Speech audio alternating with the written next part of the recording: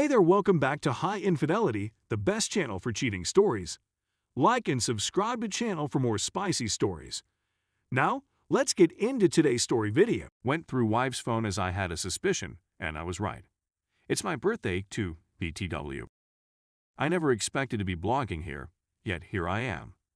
My wife has always pretended to friends and family that we don't check into each other's phones because we trust one another. What a load of nonsense it was. She arrived home last night about 10:00 p.m., drunk as hell, and passed the hell out. I had been suspicious recently since she had been wandering nude from the bedroom to the bathroom and vice versa, a lot more than normal. That isn't remarkable in and of itself, but she was also avoiding me and giving me weird glances while doing so. I knew she wouldn't wake up on her own for hours if she passed out while being pounded.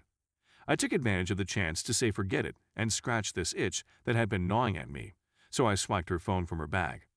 I opened it and immediately went to Snapchat. Okay, she's been chatting to a man, but there's still no proof. Then I checked her text to see whether she'd been messaging her dad, her stepfather, since she was 2 years old and all the way through her adolescence.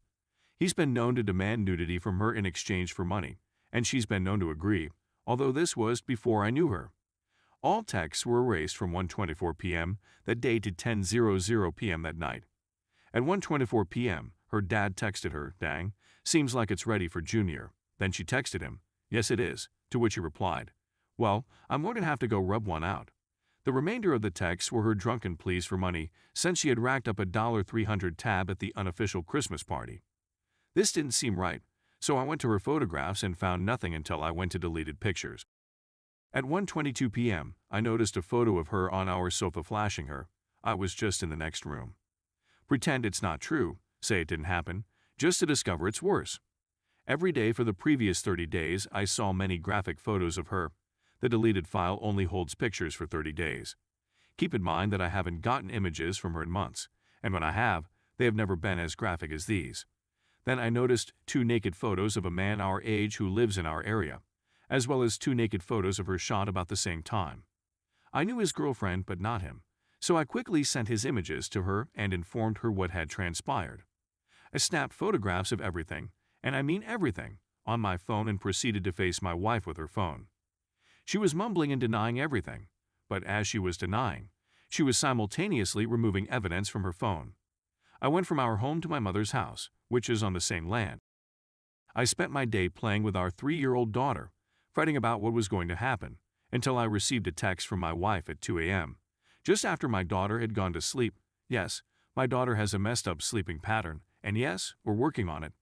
Also, because of work, my wife seldom sees our kid, and even when she does, she doesn't spend much time with her, stating we need to discuss. I went home thinking only about divorce. She begged and pleaded with me, stating she was becoming like her mother, who suffers from bipolar illness and a few other mental diseases. I've observed my wife gradually developing the same issues, but not quite as severe. Her mother was likewise a screwed-up parent who really messed my wife up in the brain, though she was skilled at concealing it most of the time. She said that she just wanted the attention and that it was all about the images. She started cursing herself, weeping, and begging me not to leave her. I'm not sure whether I can believe what she's saying, but nothing had changed except the strange nakedness, and she had still been treating me with all of the love in the world. But if she loved me, why would she email nudes to other guys, particularly her dreadful dad? She also said that she didn't get paid for any of it, and that she was just doing it for attention. I treat her like a queen, so she gets plenty of attention at home, and my drive is way higher than hers too. I have to think about my daughter here because if I divorce my wife, she'll probably get the short end of the stick when it comes to custody here in Texas. They always seem to side with the mother unless they're on drugs, and she'll probably move in with her mother and her husband, which would severely disrupt my child's life.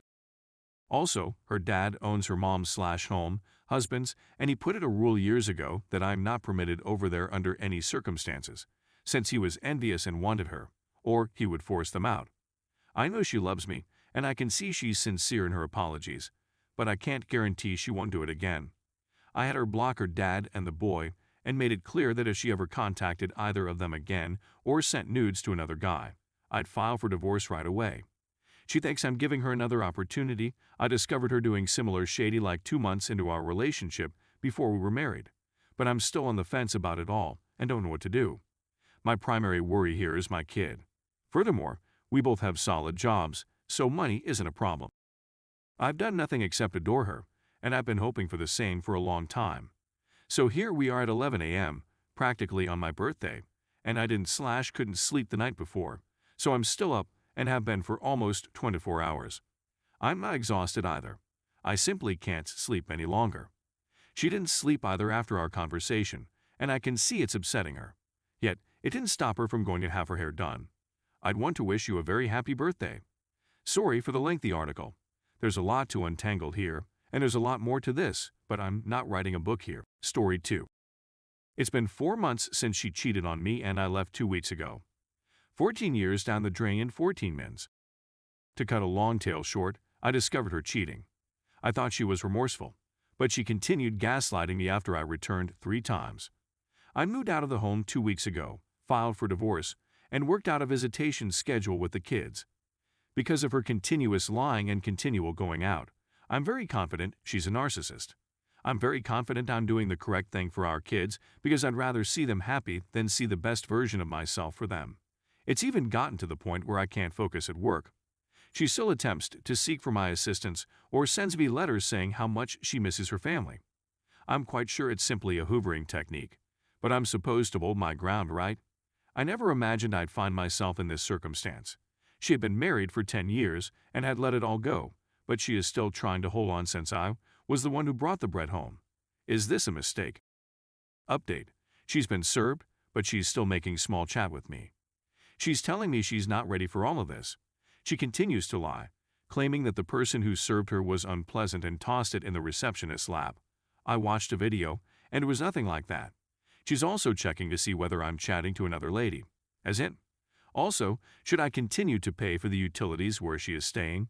I mean, I'll continue to pay the utilities in my name, but the ones in her name, I shouldn't even touch, right? We all got together to celebrate our children's birthdays.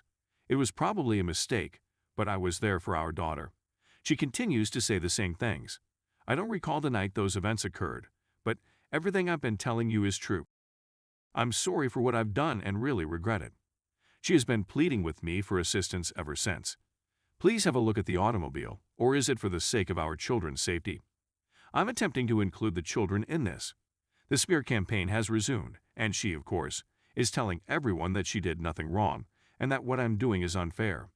I'm not sorry for being closed off, and she has to keep doing things on her own and learning how to do things without asking for aid. Update on me. I purchased a couple self-care books. One of them is from the Chump Woman, and it's very intriguing, because what she writes is virtually exactly what my STBXW is doing right now.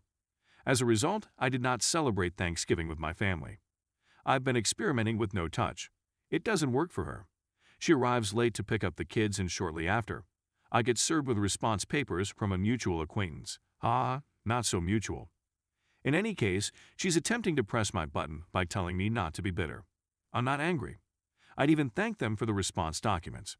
She tried to persuade me that she had a better way. It will take 3 months for the paralegal to complete the case, and it will be done in 6 months. She's essentially attempting to have my lawsuit dismissed in a separate jurisdiction. She does not desire a no-fault divorce. She's suing me for child support and alimony. To me, it seems to be one-sided.